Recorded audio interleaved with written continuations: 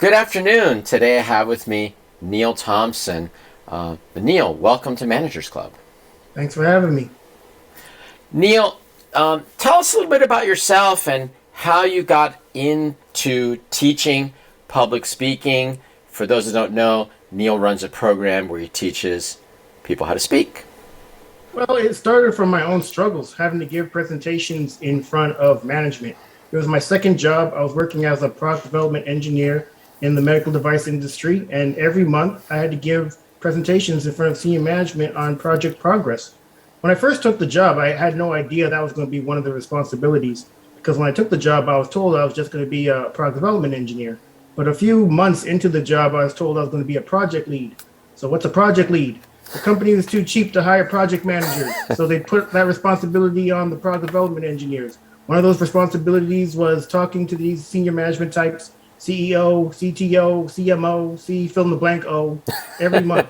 And those first few presentations were absolutely horrendous. I can admit, I didn't know it was possible to sweat that profusely from one's body, but there I was doing it multiple times. And I noticed that a lot of the other engineers, when I sat in on their presentations, they weren't all that much better at it than I was. And I think a big issue that many of us have is we have all this technical expertise, but we're not the best at putting it in such a way that non-technical people can understand. And it's in our best interest for these people to understand, because in a lot of cases, they may be decision makers. So if you're an engineer and you want to get an idea off the ground, you're going to have to convince somebody. And if you're not good at speaking to them in a way that they can understand, then the answer will likely be no. So I definitely saw the benefit eventually of improving my public speaking skills. And essentially, I did that. And then I built out a course, an online course called Teach the Geek to Speak. And I built it for people like myself, people that work in the STEM fields, typically engineers and scientists who have all this technical expertise, but have to talk to non-technical people and just what can we do to get better at it. So that's where it all started. That's a great story. I love it. How would you define a great public speaker or even a successful public speaker? Somebody who's speaking to an audience and they know what to give them. I think the first rule of public speaking, if there are any rules at all, is to know your audience. When I first started giving presentations, I knew that I was speaking in front of the CTO and the CEO, but I wasn't really taking their wants and needs into concern when I was putting my presentations together. Essentially, I was just slapping some slides together and getting up there, reading them, and trying to get out of there as quickly as possible. But I never got out of there as quickly as possible because they often would have questions afterwards that I thought I had answered during the presentation. But because I didn't put it in such a way that they can understand, now I'm getting these questions. I was already sweating during the presentation. Now I'm sweating during the Q&A even more. It was just it was a waste of time for everybody involved, myself, the audience. And so I think that's a hallmark of someone who is effective at public speaking, essentially knowing your audience. I think that's really great, and I totally get the frustration you're talking about. You know, someone asks you a question, you're like, but I covered that, right? Were they not listening, or they just didn't get how I presented it? What are some of the most common difficulties or challenges you find that engineers have that prevent them from doing well at public speaking? Well, I think it starts off with just thinking that because you're an engineer, you're not going to be all that great at it. At least for myself, when I was in engineering school, speaking in front of others wasn't something that was spoken about all that much. It wasn't until I worked my second job, not even my first job, but it was the second one where I had to give these presentations that I finally see the benefit of getting better at it. So there's that.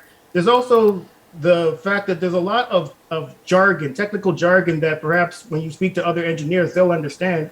But when you speak to a non-technical audience, they will not. I mean, it's interesting because I've been in that situation myself, but in a different field. So I wanted to know more about marketing.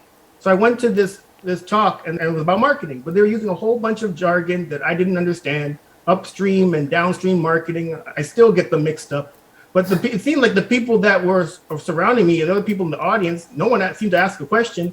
So I was a bit hesitant to ask myself because I was worried about looking foolish. And oftentimes I think that might be the case when engineers give presentations as well. We're kind of seen as these subject matter experts. And if you're in the audience, you don't want to seem foolish in front of one of these engineers. So they may very well be using terms that you don't understand, but you won't say anything. because out of that fear. And I think that's a big issue that the people in the audience may have, and on an issue that engineers should really look into when they're presenting, especially in front of a non-technical audience. I think that's really a great point. So kind of one is like the limiting belief, right? That I'm not good at it, so maybe I'm not going to be good at it. You mentioned knowing your audience, okay, which is really a great point. How should somebody best prepare to give a presentation? Well, if you're giving one in your office in front of people that you'll see again, I firmly believe in asking beforehand. So in my instance, I had to give presentations in front of senior management. It's difficult to get any time with them. They're busy people. So I would go to their administrative assistants. So I'd go to the admin of the CTO and I'd say, I have to give this presentation on project progress next month or however long the presentation is. And I would ask this person, what would I need to have in this presentation for the CTO to pay attention? And because that person is essentially their right hand at the company, they'll tell you. And so once they do, just make sure you have that information in the presentation. That's a really interesting question you asked them. So what do I have to say, or how do I have to say it so that they'll pay attention? That's really interesting. We talked a little about non-technical audience and technical audiences. Do you see a difference? What would be a difference, between giving a presentation to a non-technical audience versus a technical audience? Do you see any difference? Well, I think it all comes down to just level of expertise. If you're an engineer and you're giving a presentation to other engineers, perhaps even within your own field, you probably could get away with using that technical jargon because they'll understand. But if you're talking to a non-technical audience, I think it's fair to assume that they may not understand that technical jargon at all.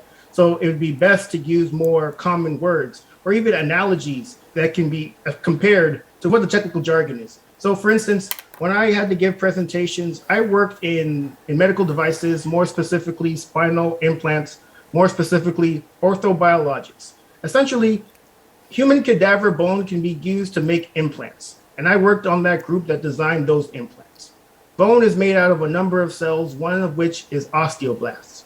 Now, if you were to talk to us, a non-technical person, the CTO, CEO, or CEO, CMO, they may not know what an osteoblast is. But essentially, an osteoblast is a bone-forming cell. So if I were to say near the beginning of the presentation, if I ever mentioned osteoblast, but said it was a bone-forming cell, well, now the CMO, the CEO, they have a better idea as to what an osteoblast is. And I don't have to keep saying osteoblast, osteoblast, osteoblast throughout the whole presentation and have them not even know what I'm talking about. And then have them ask me at the end of the presentation. And then I'm thinking, man, I used that word multiple times. And they didn't know what I was talking about that entire time. And now they're asking me. So I'm a big fan of just using more commonly known words to get your point across, especially when talking to non-technical audiences. That's really interesting. So would you even maybe define these terms ahead of time? Like, here's some terms I'm going to use, and here's what they mean? Yeah, I've done that multiple times, and it's been very helpful to the audience. Okay, that's great. Neil, I want to ask you, now so many people are working from home. How does having to give presentations, say, over Zoom, speaking over Zoom, change, or does it change how you give a presentation where maybe before you were all face-to-face in a conference room? Well, at least when you're face-to-face, you can tell when people aren't paying attention because you actually see it. When you're doing a Zoom call or a Zoom presentation, people may have their cameras off and you can't see them at all. But when you're face-to-face, you can see whether they're staring into space. You can see whether they're falling asleep. You can see whether they're looking at their phones. You can see all of that. But when it's Zoom, you may not be able to see any of that. So it's much more difficult to notice engagement with online presentations. So a way that I often use to try to keep that engagement up is to use the chat feature. Ask questions. Yes or no questions typically because it's easy to put in a Y or an N. So you don't want people to have to think too hard about the answers. But if you use yes or no questions, it helps to keep that engagement up, help people with paying attention to your presentation. Oh, that's such an interesting idea. So I have been at some presentations where people would do these polls, in the middle of the talk. So do you think that's a good way to kind of make sure people are engaged, doing things like that? Absolutely. So polls, yes or no questions, just something that will, I don't want to say force people to pay attention because you don't really want to force anything, but it'd be more likely that they'll pay attention as opposed to walking off and not listening to the presentation at all. Because when your camera's off, you very well could do that. Yeah, it's a good point. I think it's much harder to read the room, too, like when you have any kind of meeting over Zoom. Neil, do you have any tips or advice on visuals, slide decks, any of that material? Yeah, absolutely. So when it comes to slides, I'm a big fan of trying to minimize the number of words because what happens is people read the slides and it's very difficult to read and listen at the same time. And ultimately, you're engaged in public speaking, not public reading. You want the people to actually be listening to what you have to say. So when you eliminate or when you minimize the number of words on the slide, you eliminate that option for them to read the slide. So now they either have to listen or ignore you. So now you basically improved your odds of them listening from 1 to 3 to 1 to 2. And those are better odds. Okay. Yeah, I've even read some stuff where people say, like, don't put, like, any words on the slides, just, like, pictures and stuff. Do you have any tips on how to best handle Q&A? Like, for example, is it better to save the questions for the end, hold your questions to the end, or just take them as you go through a presentation? I'm a big fan of the former, so holding questions off until the end. And the reason for that is in the event that you have a time allotment for your presentation, let's just say you have 15 minutes. If you're answering questions during the presentation, you may not get through all the information. But if you practice your presentation so that you finish, let's say, at 14 minutes, so now you have that 1 minute buffer in the event that you add on anything that you didn't practice beforehand, and then you can get to the questions. At least in that instance, you make sure you get through all the information that you wanted to present. I think that's a great point. Yeah, because sometimes people ask a lot of questions and then the speaker doesn't even make it through the presentation, and that's terrible. When a presentation is over, because I know you talk about before the presentation, during, and after, but after presentation is over, what's the best way to get feedback? I'm a big fan of asking. So especially if you're at a company, again, you're going to see these people in the audience again. I would, within 24 hours, so you want to do it while the presentation is still fresh in their mind, going up to them and asking. But you have to be willing to hear the cons, though. Oftentimes people are real interested in hearing what people liked about a presentation, but they get very defensive when they hear all the areas of improvement. So I suppose you have to have a thick skin. But also another point when it comes to feedback is just because someone has feedback for you doesn't mean you have to implement it. I was a member of Toastmasters for a number of years. And in Toastmasters, for those of you all who don't know, it's an international organization. They have chapters all over the world, and it's a great forum to practice your public speaking. One part of Toastmasters is prepared speeches. So for however many minutes, you have to give a presentation. And then afterwards is what's called the evaluation. So you have an evaluator that essentially gives you feedback on your speech. But then the other people in the Toastmasters group, they can also give you feedback as well. An issue that you may come across is getting conflicting feedback. Perhaps your evaluator says you need to improve your eye contact. But then other people in the group said, I really liked your eye contact. So now what do? You're faced with a decision. What I'm big on is using your own filter to determine which feedback that you take in. If you actually think that your eye contact is optimal, so you agree with some of the people that were in the audience and not with the evaluator, I would say go with that, as opposed to, well, the evaluator says I need to improve my eye contact, so I guess I have to improve my eye contact. I'm so glad you mentioned Toastmasters. I was a member of Toastmasters for a long time. So on that topic, are there any tools, books, or resources you might recommend to people to improve their public speaking? Because, for example, Toastmasters is something that a lot of people will recommend. But besides that, what else? Well, Toastmasters is great. You don't get better at public speaking without doing it. So you certainly can read all the books, listen to all the podcasts, just scour the internet all you want. But if you really want to get better at public speaking, the only real way to do it is to actually go out and do it. But if I were to recommend a book, I don't mean to toot my own horn. I recommend mine. It's called Teach the Geek to Speak. Yeah, I wrote a book. Essentially, it is based around the course, Teach the Geek to Speak.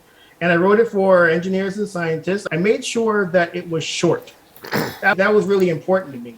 I go to Amazon every now and then, and I look at 1 and 2 star reviews of personal development books, professional development books, just business books in general. I'm never that keen on looking at the 4 and 5 star reviews, 1 and 2. So one of the biggest issues I think people have with books, or that I know since I've looked at these reviews, is that they're unnecessarily long. And I've actually looked into it. Apparently, books have actually increased in size over the years. So it's not just me thinking this. This is an actual fact. And then another thing they say about these books is that not only are they long, they have a lot of fluff in them. They're repetitious. There's just a whole lot that doesn't need to be in the book. This book could have been a blog post. This book could have been an article. That's what oftentimes a lot of people say.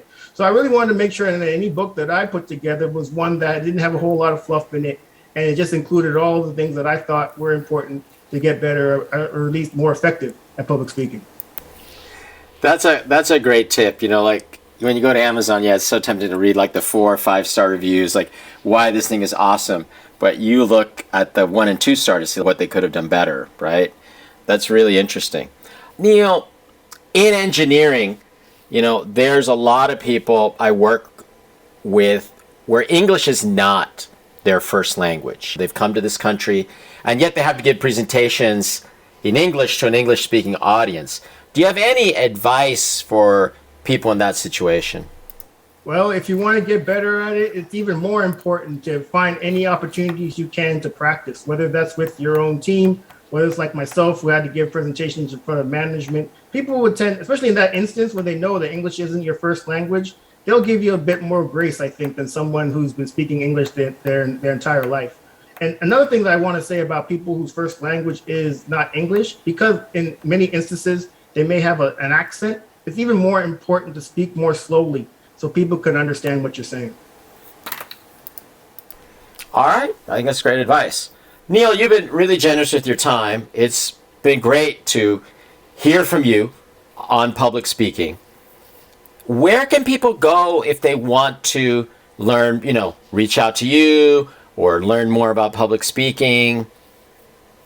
Well, they can go to teachthegeek.com. I also have a YouTube channel and podcast. So if you like visual, go to the YouTube channel. If you prefer just audio, go to the podcast.